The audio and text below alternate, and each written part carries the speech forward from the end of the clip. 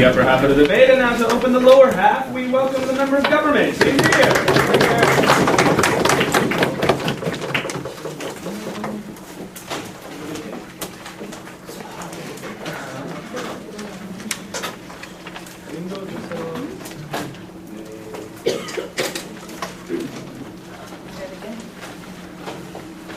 Mr. Speaker, we're the youngest team in this debate today, and that's why we probably don't know as much as other teams do. But we'd like to tell you from the start from my speech that facts don't win debate at all. We would like to argue on the very principle level which side saves more life at the end of the day. Which side actually guarantees a more stable environment for these forced environmental migrants, Mr. Speaker. That's why, as the member of government today, I'm going to be doing mainly two things in my speech. Firstly, rebutting to the case suggested by the opposition side, and then moving on to our 2 points of extensions, which are timely decision and accessibility. So before I do that, let's look at what the opposition side has said. My lovely 선배들 came up to the podium and talked to you about how Ethiopia is so burdened. 1.2 whatnot million people are going to Ethiopia and they're being, ripped of their resources. But we would like to give you 4 grounds of rebuttal in this. Firstly, about the status itself. So they talked about how international standing of refugee status will be significantly harmed. But curiously enough, the only analysis Jeesoo gave was that there were too many refugees, no likey. But Mr. Speaker, we don't think that this is going to severely harm the status of refugee anyways, because we gave you the analysis from the opening bench that refugee status is not fundamentally different from environmental migrants in the first place. But moving on, we also think that Junbin Yun's arguments about how there's lack of criteria, right? We think that it's very, very obvious when your whole nation is being deforested and you have nowhere to go. There, criteria. Sit down with that. And then moving on to the second rebuttal about the cause, right? Who actually caused these people to be homeless? Who actually caused these people to be, left with nowhere to go? So firstly about deforestation, it's not, the fault of developed nations. It's actually the fault of developing nations.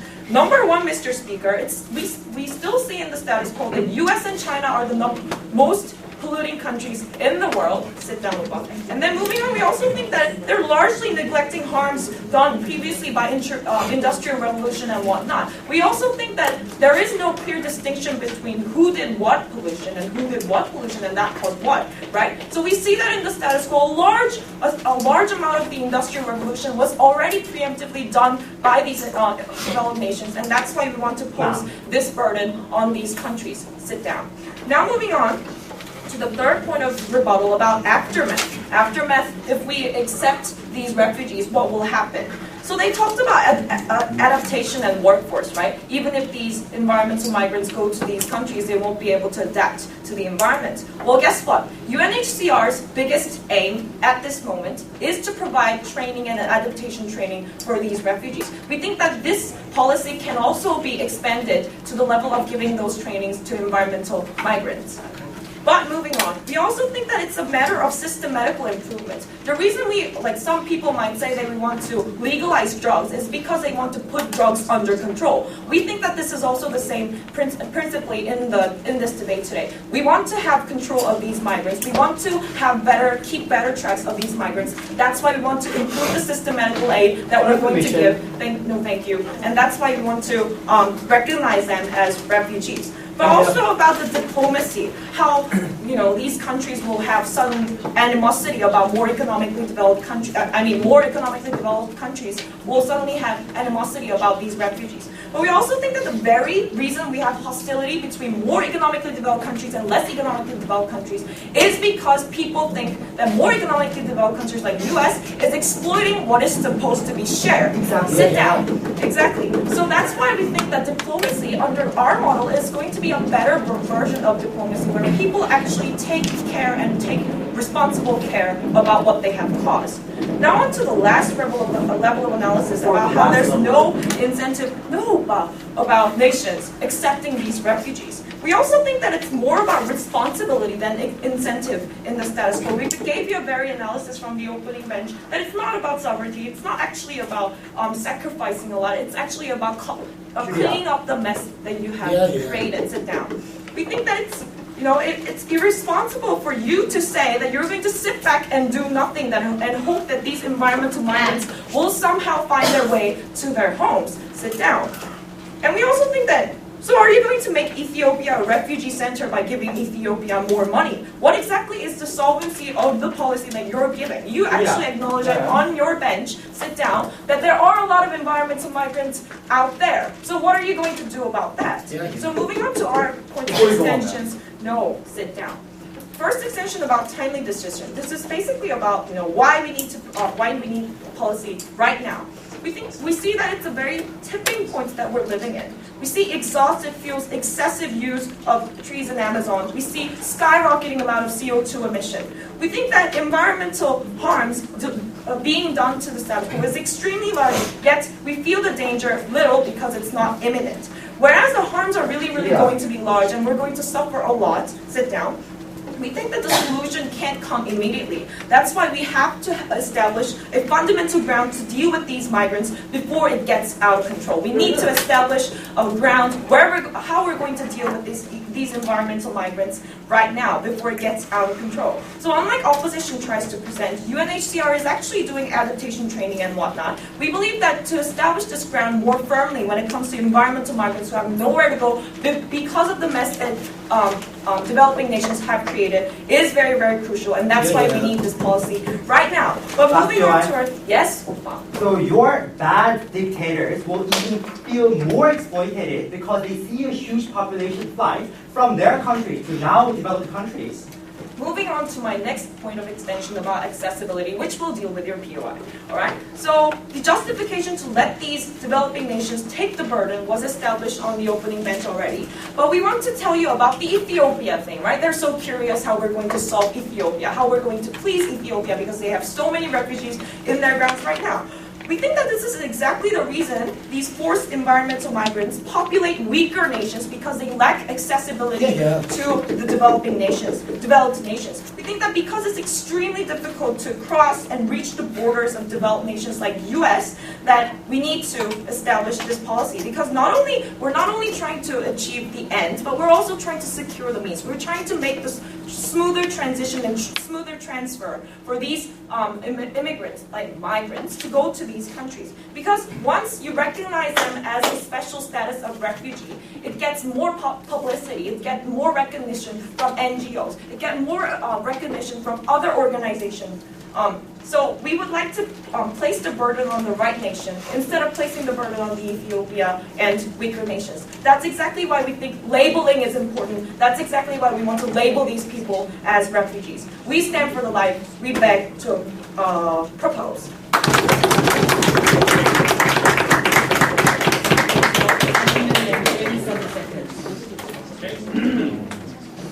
Member, and now for the opposition member to start the opposition case for the lower half. Hear, hear.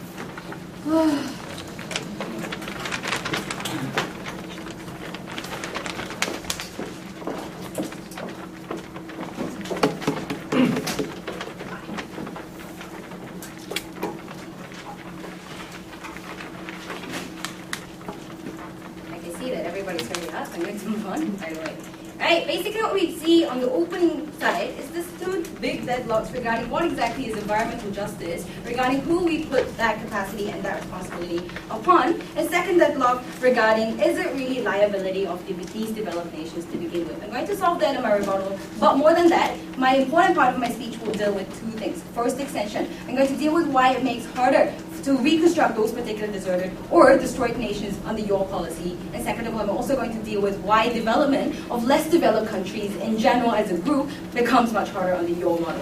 Second extension, I'm going to deal with why prioritization of certain refugees is a critical idea when it comes to UN and why that should be upheld, which is extending the second speaker's argument much, much more deeply.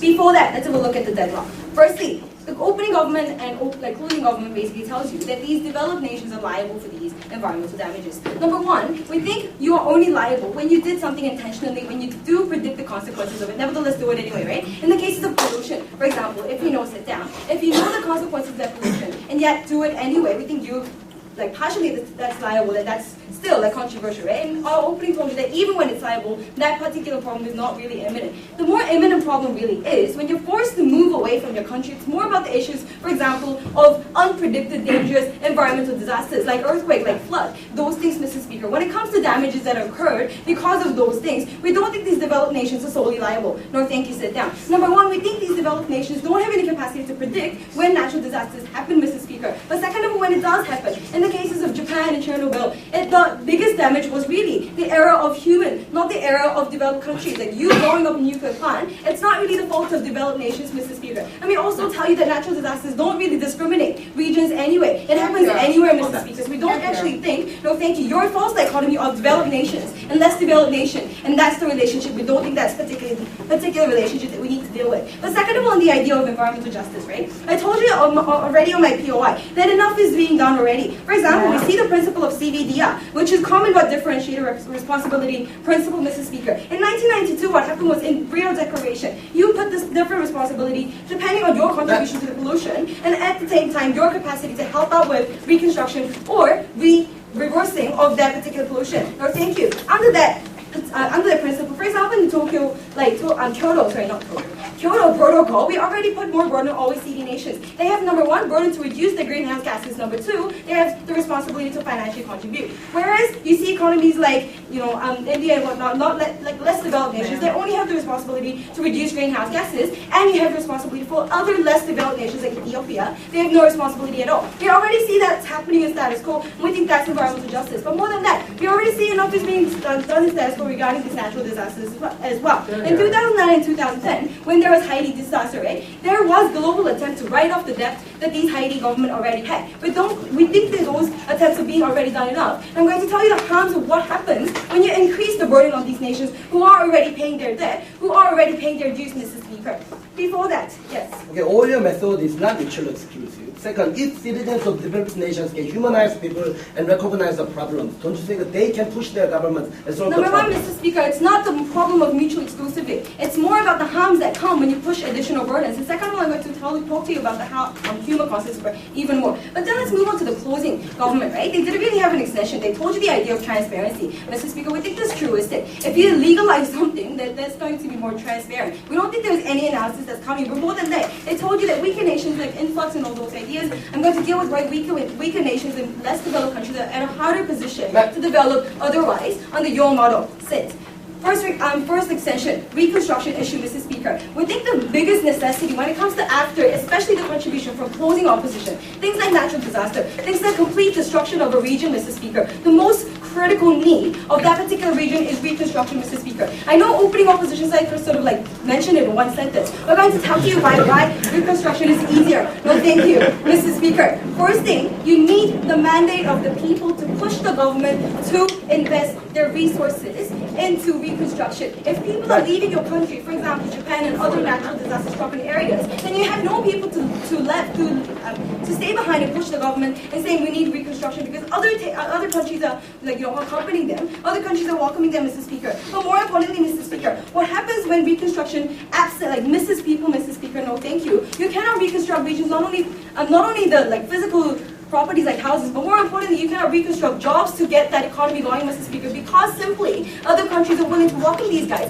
and give that job, Mr. Speaker. Basically, you're deserting that land forever, Mr. Speaker. We don't think reconstruction happens under your model. But more importantly, what happens to development? What happens to the mutual cooperation, to economic development under your model, Mr. Speaker? This is why your case and our case is mutually exclusive. Listen.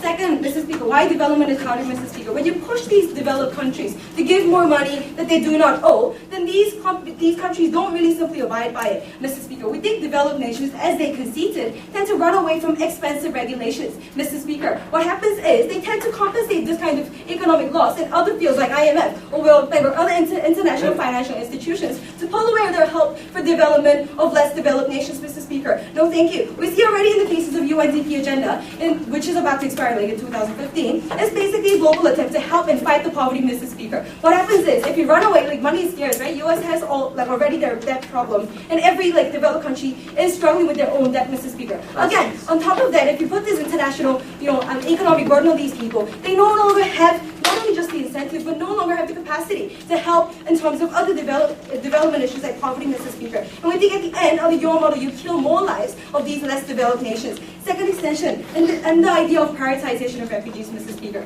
The biggest difference between political refugee, for example, people running away from Syria and Libya and whatnot, and environmental refugee, is that environmental reform is much easier, Mr. Speaker. Reconstructing a nation or reconstructing houses is much easier than to reform a political government, Mr. Speaker. We already see in the cases of Syria, it's taking over a year, and it's killing much, much more violently more people, Mr. Speaker. In terms of overcoming the difficulties in domestic situation, it's much easier to go back to your country when it comes to environment problems, as opposed to the imminent threat of killing your own life being killed in the cases of Syria, Mr. Speaker. That's why we need to prioritize political refugees and other more emergent refugees, Mr. Speaker. Under your model, because these hosting nations have limited capacity to host these kinds of refugees, you end up rejecting more important people. That's ultimately bad for other refugees, other than environmental refugees as well. What have we contributed on the closing opposition side? We tell you firstly that, ideas like development and financial cooperation is mutual and it's global. When you take away capacity of developed nations, more than what they're doing right now, they have less incentive, but also less capacity to help these poverty problems internationally as well. We tell you the second level that prioritization is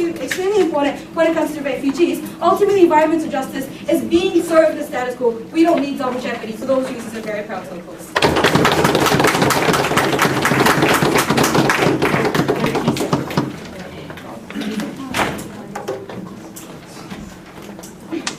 Remember, and now we call upon the government with the closing government.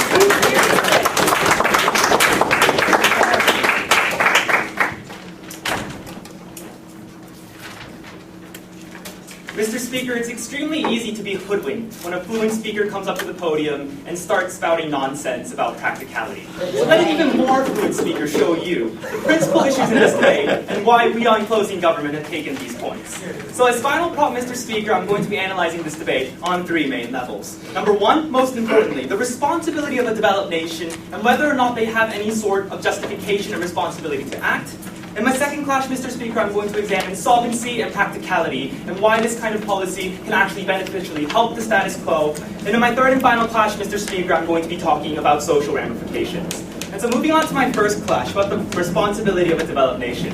Now our opening government side came up to the podium today, and they attempted to respond to what the opposition said, but we don't think they were clear and they failed to take this point home. So we on Closing Government are going to prove this to you in a much more clairvoyant manner. Now what we've heard from side opposition today is about how there are a variety of other measures to solve these problems in the status quo, like CDN. Mr. Speaker, we have three levels of response. Number one, we think it's fantastic that developed nations are making an attempt to fix the problem in the status quo. But what we see, Mr. Speaker, is that environmental pollution is an issue that has been caused by by decades of development, and we don't think that it's going to be solved in a number of years. That's why, Mr. Speaker, if they constantly simply put emphasis upon these new green technologies, what we see, Mr. Speaker, is that they're ignoring the most urgent issue in the status quo, what we're going to do with these refugees that are going to exist regardless of whether or not the opposition chooses to acknowledge them. Second level of response, Mr. Speaker, no thank you, sirs. Now something that we've heard from opposition side today is about how desertification isn't caused by developed nations, it's caused by the developing nations. They're overgrazing their cows and such.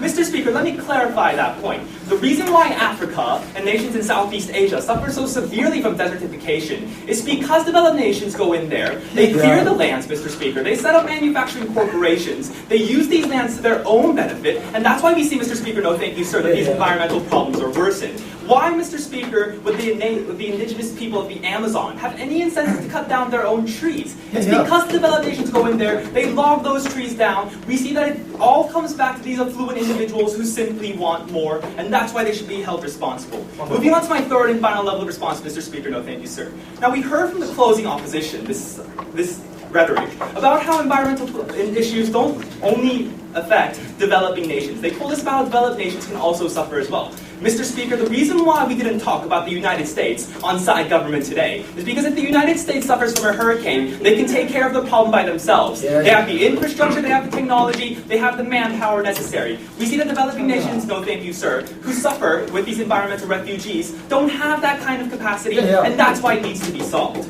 Mr. Speaker, another issue in this clash that I'm going to be tackling is something that Jeesoo said in his speech. Now let me quote his jet. he told us that these refugees have no incentive to go back to their homelands because they're left with the wasteland. Exactly, Mr. Speaker, two things. Number one, regardless of what they try and deny on side opposition today, there are 5.5 million refugees around the world who are constantly suffering from their problems. They can't go back to their homelands. If they do, they are going to die. No, thank you, sirs. That's why they have no option, Mr. Speaker, but to try and go to other nations. We think that if a developed nation has the capacity, has the welfare system, and has the money capable of feeding and protecting these individuals, Mr. Speaker, it is their responsibility to do so, and it is despicable to ignore it. No, thank you, ma'am. And that's why this first clash about the responsibility has quite clearly been taken by closing government today. No, thank you, sir. Because we've proven to you, number one, about how these developed nations were complicit in these problems, and two, we've shown you about how they have a moral responsibility as well. But moving on to my second clash, Mr. Speaker, about solvency and practicality.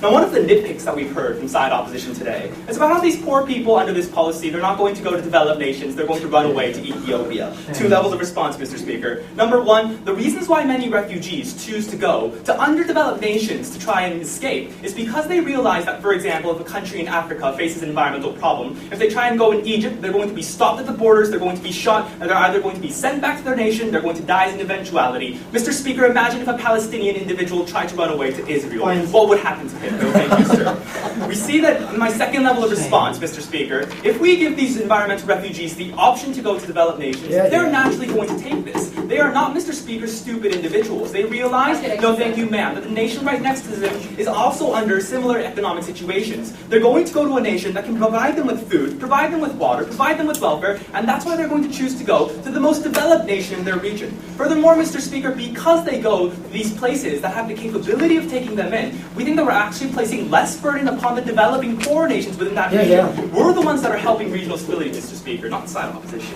Point of information. No, thank you, sir.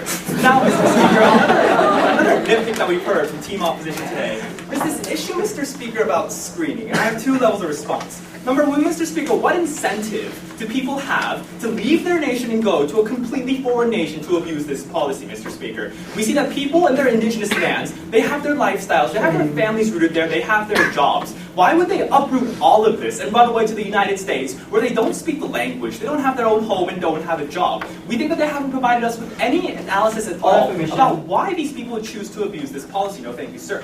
But my second level of response is, even if we do assume that people are going to try and abuse this policy, Mr. Speaker, we think that refugees from war-torn areas, religious refugees, these are concepts that have existed for a very long time, and the respected developed nations, no thank you, sir, have their specific ways to deal with these problems. Whether it's through information about immigration routes, background screens, we think that precedents exist in trying to screen these refugees, and we think that it can simply be applied in this situation as well. Sorry, sir. So that's why this second clash about practicality and solvency has also been taken by closing government today, because we're the ones that have truly responded to the nitpicks brought up by opposition.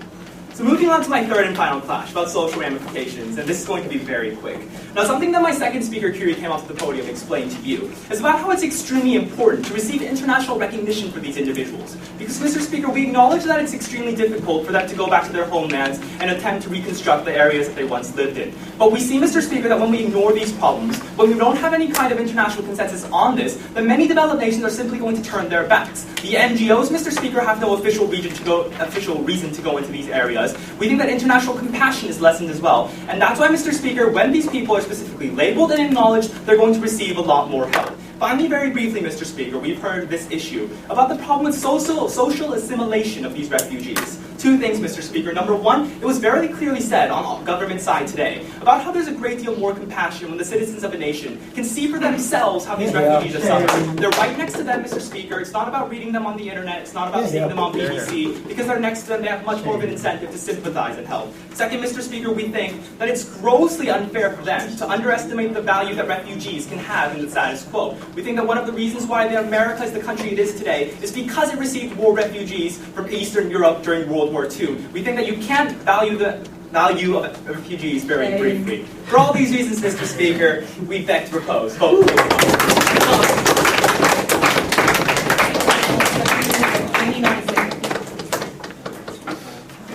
government is now for the whip of opposition to close their attention.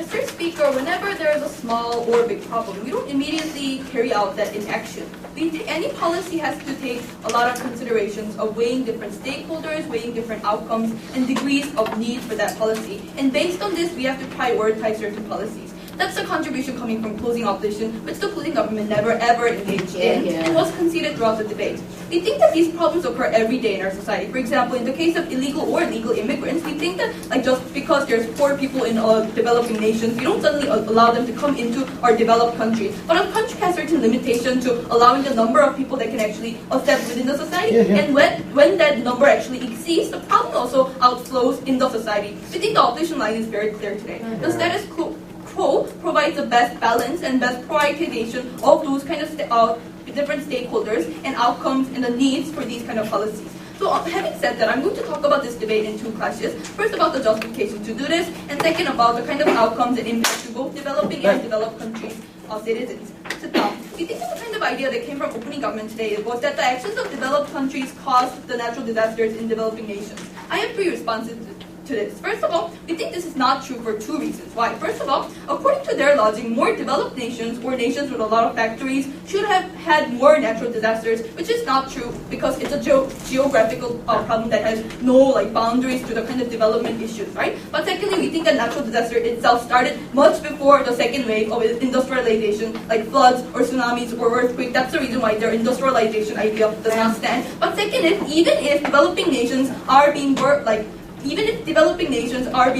we think that when natural disaster does happen, these people don't go to those developed nations, but they rather go to the regionally closed nations, which was an idea that came out throughout the opposition bench. But my last response to this idea is that already developing nations are doing their share of the problem, which was the kind of idea that my member clearly told you but was never engaged in, because we think that sit down, they both have the motivation to do this and action in doing this. In talking about the motivation, we think that there is already enough incentive to solve this kind of problem, because things like global warming, those kind of natural disasters are a collective problem which results in collective harms to both the developed and developing nations. That's why they have enough incentive to take care of those problems. But this is already being reflected because of that kind of incentive. They are already doing enough. You look at things like we raised in our POIs, in things like common but different responsibilities, transaction of technology for sustainable development to those developing countries, or NGOs volunteering, which was the idea that came from NCOPA's speech today, right? We think that these developed nations are already doing enough. But the kind of extension that also came from my member's speech is the importance of why we need to prioritize when we give this kind of help to developing nations, which was an idea that was never engaged in. We think that especially in a context where money is limited, resources are scarce because of the kind of debt situation that the global society is going through, we no longer have these international organizations are no longer going to have the incentive and both capacity to help in taking care of these programs that UNDP is doing. We think that especially in this kind of context of international economic crisis, what they're going to do whenever they have certain laws within their fund is they're going to take care of this kind of problem by reducing the kind of donation that is going to less developed nations. And we think that the poverty issue is never going to be killed. We should not be pressuring this kind of United Nations or developed countries that are taking care of these funds that go to these developing nations. But my second idea that I want to talk more about is the kind of outcome that's going to come when we and the kind of impact that's going to go to these people, not only in the developing nations but also in the developed nations, when the number of refugees that are going into certain nations exceeds the kind of number that our society can withhold. We think that first of all, the whole idea of government's role in any kind of debate is to provide the best quality of life to the people living within their country, to their citizens, right? We think this is not being properly carried out under their policy, and the tax money that should be used for the welfare of the people that living within the nations is, in the eyes of those taxpayers, are going to some random person from a neighboring country. We think now this is very, very unfair to those taxpayers. But what's further going to happen is when these refugees status that gets granted is not properly prioritized in the kind of natural disasters or political or religious refugees, either two case scenarios are going to happen. Either these political or religious refugees that are more urgent are not going to be admitted into these countries, or everyone is going to be admitted into the countries as one of the things that opening government said, right? Even when they're everyone is admitted to their country, I think the problem is going to be even worse, because like an overflux of those kind of people that a society can withhold is going to decrease the kind of